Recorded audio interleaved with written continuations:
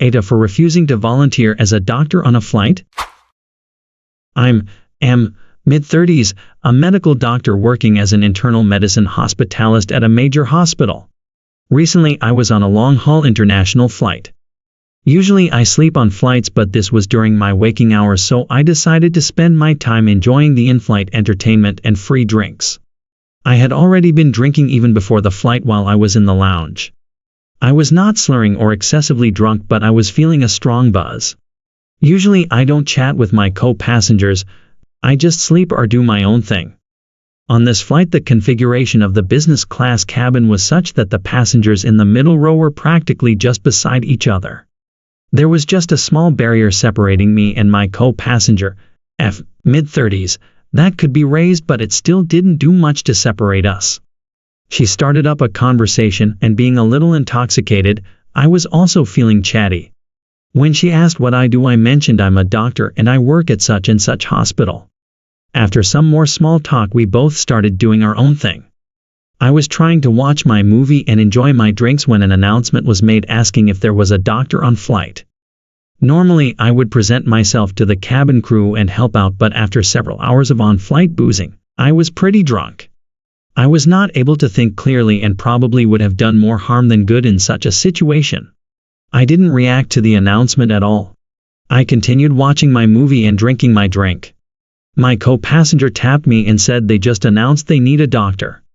I replied that someone else would help or they would get instructions from the medical team on the ground. She tried convincing me to go help, but I refused. She then said I was an unbelievable and if the passenger died it was my fault. I said, listen lady, just because I'm a doctor doesn't mean I'm not on call 24/7 to provide medical care on demand. I work when I'm at the hospital. Outside I'm just like everyone else and I'm entitled to drink and relax. She had a disgusted look on her face but didn't talk to me after that. I didn't want to engage with her either. I'm not sure what happened to the passenger who needed medical assistance, but since I didn't hear any more announcements I assumed all was well. While exiting the aircraft this lady called me an again. In my mind, I'm very clear that since I was intoxicated I could not provide medical assistance. I was drinking on my own time and there was no expectation that I would need to be sober. Doctors get to enjoy life too. I can't stay sober on every flight just in case there's an emergency. I don't think AITA, but I thought I'd get external opinions. AITA. 1. Nah. You are NTA for not volunteering after you'd been drinking. But YTF, did you not just tell your co-passenger that? The way you describe it, you have appeared to just not want to help, and that comes across as really cold and callous. In her situation I would have thought you a huge and you really did nothing to let her know you weren't. 2. Agreed. Nah, but Op could have avoided an unpleasant scene. 3. Op could have avoided an unpleasant scene. I agree. All Op had to do was say that he had been drinking, so wasn't in a fit state to treat anyone and could potentially make the situation worse. Instead he went on a bizarre rant about how he's not on call so it's not his responsibility. This smells like rage bait. Why all the unnecessary details about how it's a business class flight and all the perks that come with it? 4. After she called me an I didn't feel like owed her an explanation or a polite response. Also, I mean, I was sorta drunk, so even less likely to be nice to someone who called me an 5. Yeah, but you can't blame her for thinking you're an asshole when she didn't know that. I don't think you're an asshole for not volunteering, but your response sounds very cold. 6. This is a bad take. The other passenger was the for assuming the worst about Op. If I was sitting next to a doctor on a flight, who had presumably spent 10+ years getting a medical degree and racking up massive debt just to help people, and she didn't immediately volunteer to assist, I'd assume they had a good reason that was absolutely none of my business. Op is NTA. People need to not assume the worst about each other. Calling Op an multiple times shows a complete lack of emotional regulation and manners. 7. I think their initial reply is what caused that saying. Oh, someone else will help. Is kinda a He could have said, I've had too much to drink and I can't provide care. Then the whole situation could be avoided. I don't think he's an asshole, and I do think the lady is. But he put himself in that situation by not just saying why he couldn't help initially. 8. I explained that someone else would help or the on-ground medical team would provide remote assistance. I literally had a drink in my hand while this was happening. She had seen me drinking for a few hours. So, I was just explaining that don't worry, someone will help.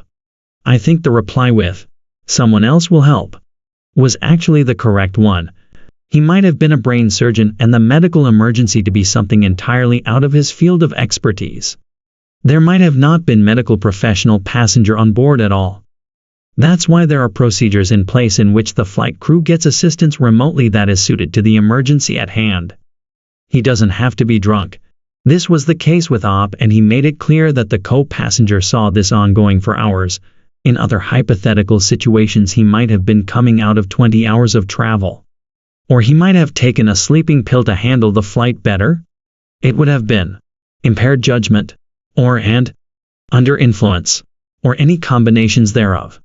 What the passenger needed to know was that there will be someone giving medical attention to the person in need even if Op doesn't go. What the other passenger did was hold judgment. Why is Op not going himself regardless of that? Entirely skipping over the point that if he had gone, under influence, to provide assistance, he would have been liable for malpractice and risking his license. Even if the patient was okay? Even if there was nobody else to help? 9. Or he might be an oncologist and they needed someone for pediatrics. Waiting for ground medical staff if it isn't life or death was definitely the safest choice. 10. Some doctors go through all that school and take those loans to help people. Some do it for the money and social cachet. I would also have assumed Op was in the second camp without receiving an explanation with more substance then. I'm allowed to relax too. 11. While some people become doctors purely out of a desire to help people, it is a well-paying profession, so let's not pretend that all doctors are saints. There are plenty who are in it purely for the money. Most are probably somewhere in between. 12. If you don't care about helping people, there are much more lucrative careers that don't require a decade of education, clinicals, residency, and a massive amount of debt. I'm sure there are people who become doctors for other reasons, but I doubt it's a large percentage because it's such a difficult process. 13.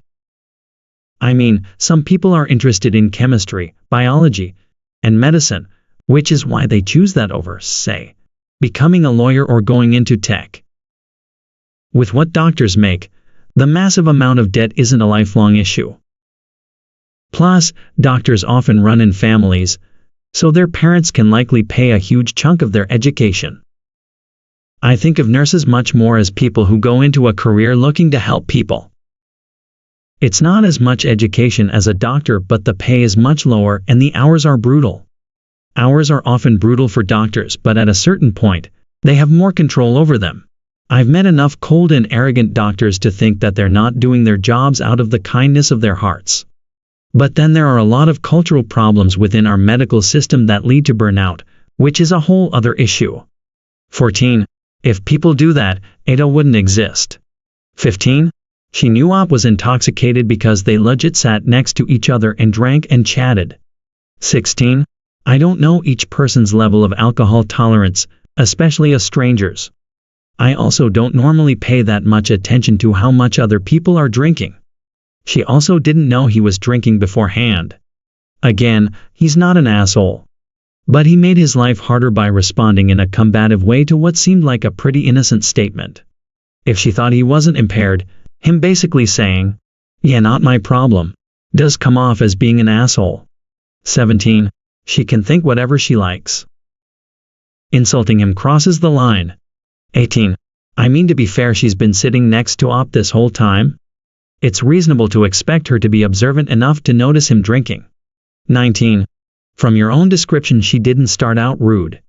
She just let you know they were looking for doctors.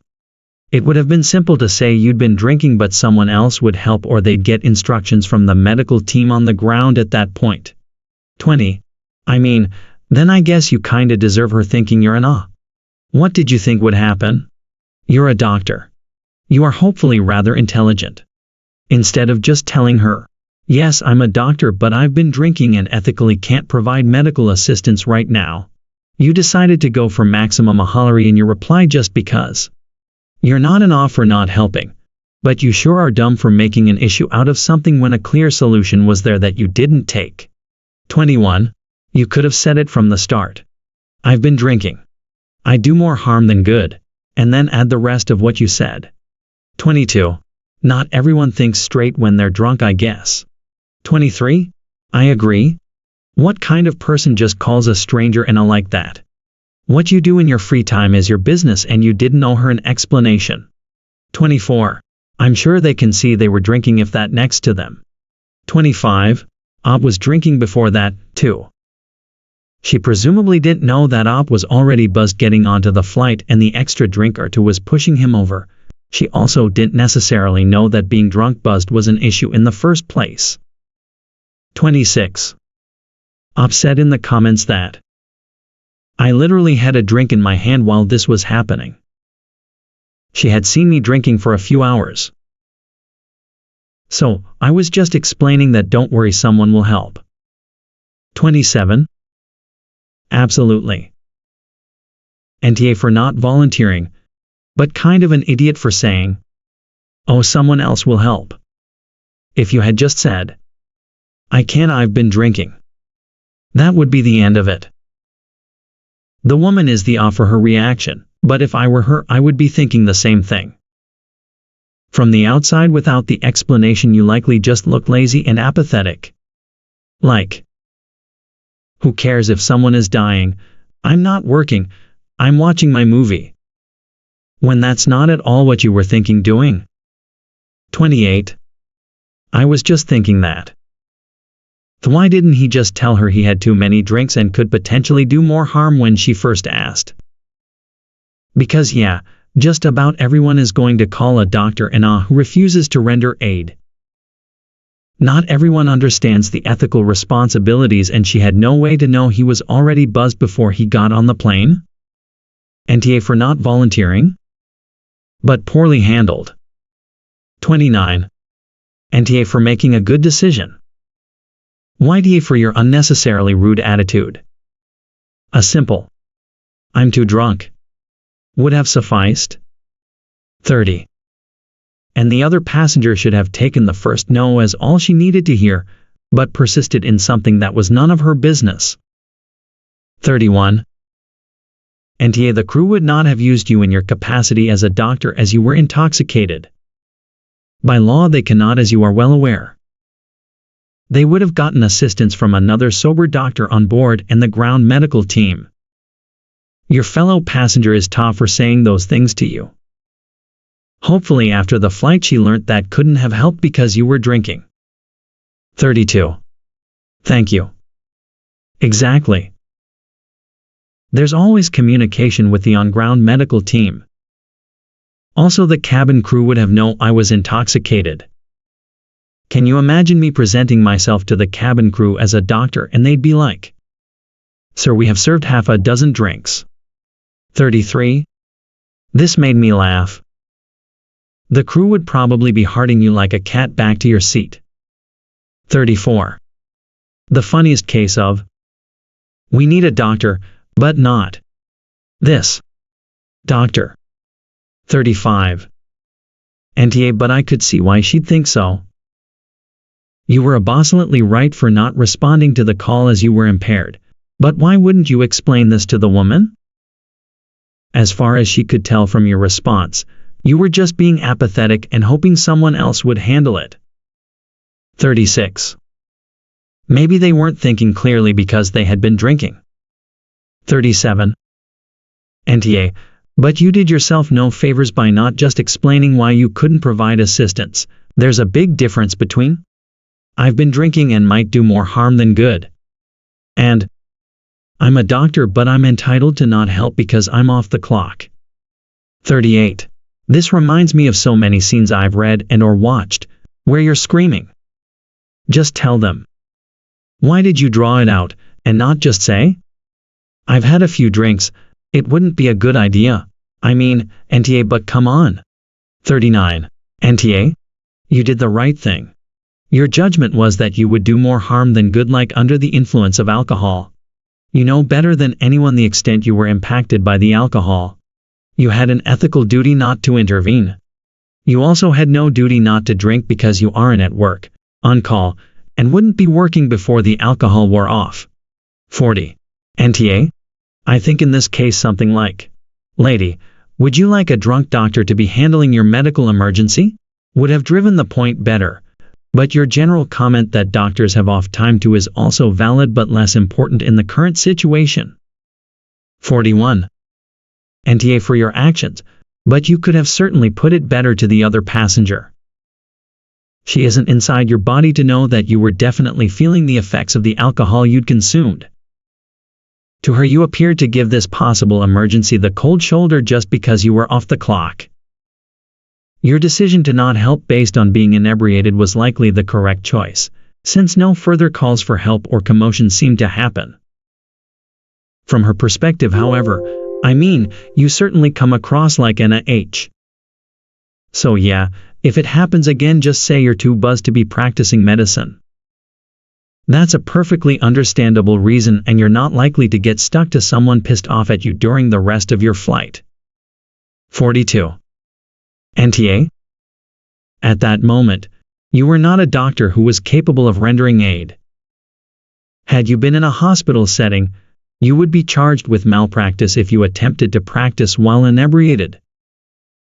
If you had declared yourself a doctor and attempted to provide medical care, you would have been legally responsible. You made the right professional decision and do not owe a random passenger an explanation. NTA, a drunk doctor is not a good volunteer.